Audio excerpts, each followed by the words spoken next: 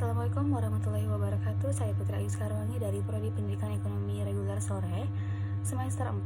Di sini saya akan menjelaskan soal ganjil untuk ujian akhir semester di tahun 2023. NIM saya 1872151 dengan dosen pengampu Ibu Amalia, Eskom MPD. Untuk soal yang pertama yaitu diberikan data hasil penelitian sebagai berikut. X dari tabel X berisi angka 14, 8, 7, 7, 8, 8, 14, 6, 14, 6. Untuk tabel Y-nya berisi angka 4, 5, 6, 7, 6, 7, 8, 5, 10, 5. Keterangannya yaitu yang X yaitu tingkat penelitian dan yang Y itu adalah kesadaran belajar. Pertanyaannya, cari persamaan regresi Y atau X, yaitu baik untuk jawabannya ada di tabel berikut, yaitu langkah 1 input data pada SPSS.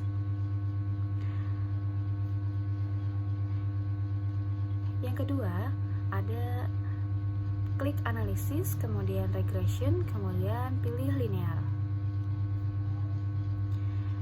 Contohnya seperti tabel di atas, contoh dari langkah kedua.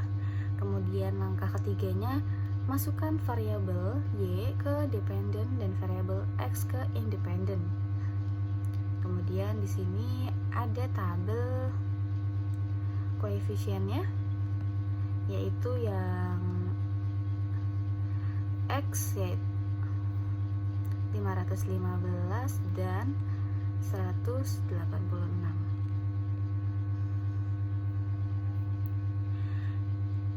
Penjelasannya yaitu dependent variable Y. Berdasarkan tabel tersebut didapatkan persamaan regresi berupa Y sama dengan 11.442 dikurangi 0,515X, artinya dengan penambahan satuan X akan menurunkan Y sebesar min 0,515.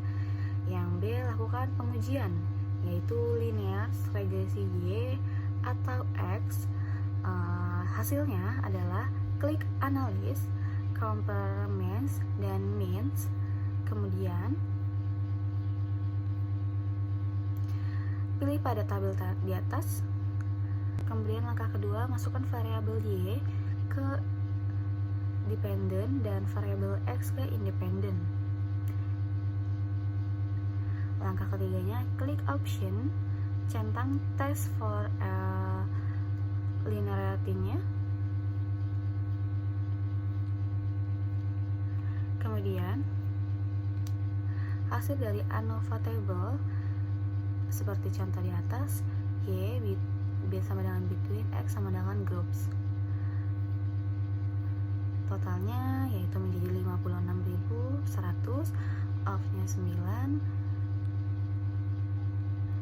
Penjelasannya yaitu berdasarkan hasil uji linearitas didapatkan nilai value sebesar 0,001 karena P sama dengan value kurang lebih 0,05, maka dapat disimpulkan bahwa ada hubungan linear antara X dan Y.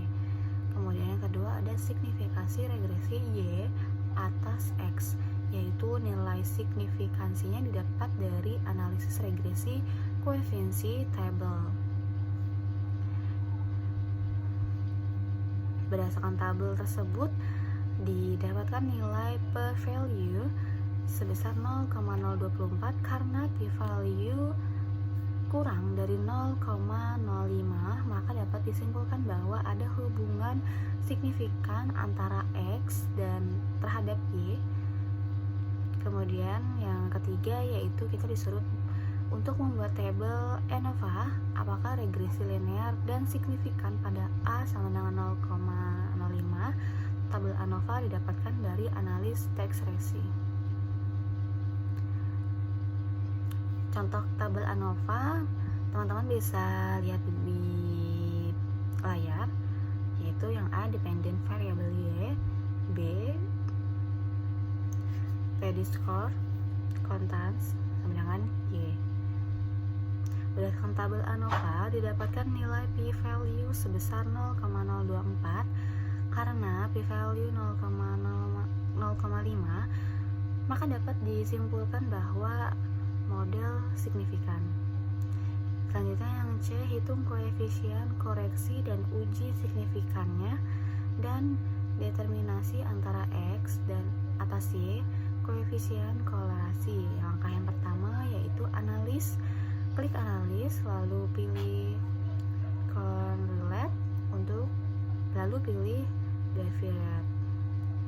Langkah yang keduanya, masukkan variabel X dan Y ke variabel dan centang metode Pearson.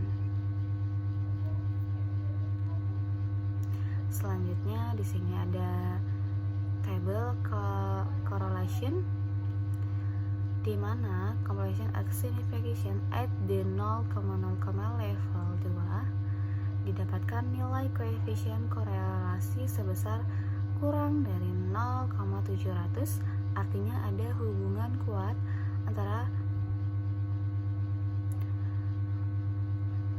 antara negatif didapatkan nilai p-value sebesar 0,024. Karena p-value kurang dari 0,5 maka dapat disimpulkan bahwa terdapat hubungan signifikan antara X dengan Y. Kemudian koefisien determinasi dapat didapatkan dari analisis regresi, yaitu didapatkan nilai koefisien determinasi sebesar 0,491, artinya variasi Y mampu dijelaskan oleh variasi X sebesar 49,1% atau sisanya dipengaruhi faktor lain di luar model.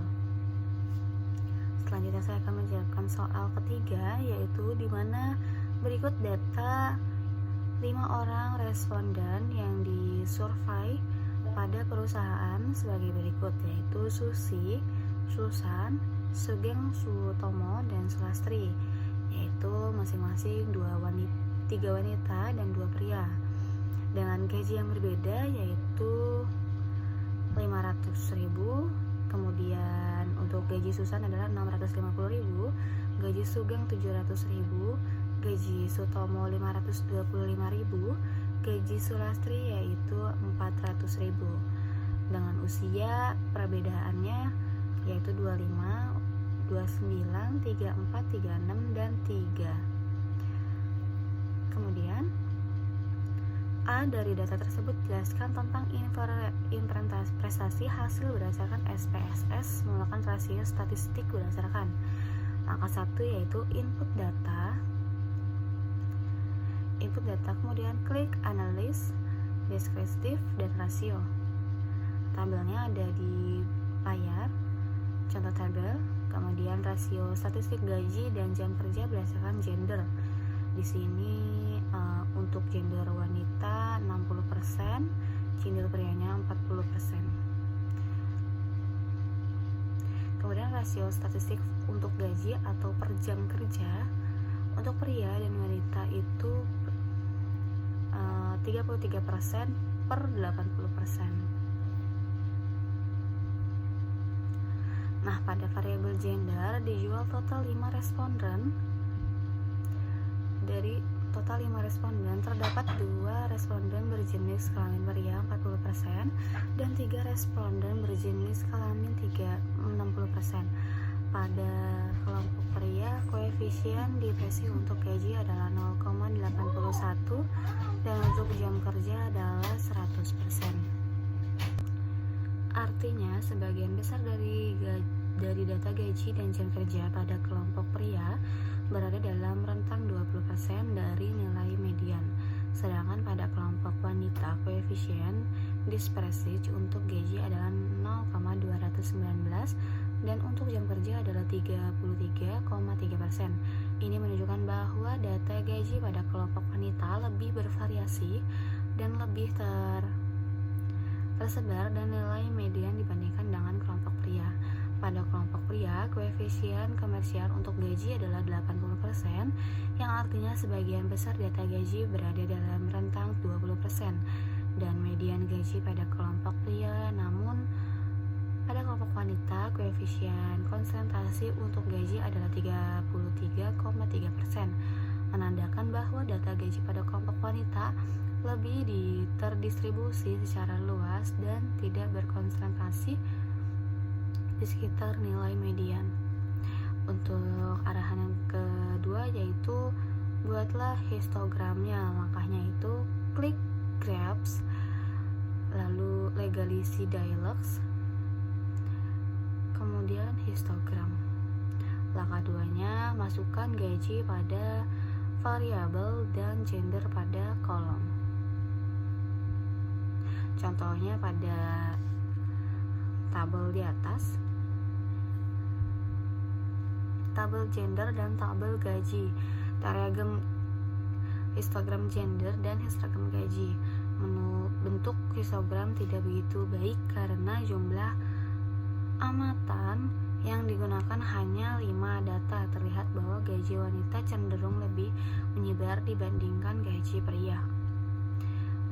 Hal tersebut terbukti bahwa gaji wanita lebih terdistribusi secara luas dan tidak terkonsentrasi di sekitar nilai median. Baik, mungkin itu saja yang bisa saya jelaskan mengenai ujian akhir semester mata kuliah statistik. Mungkin ada kesalahan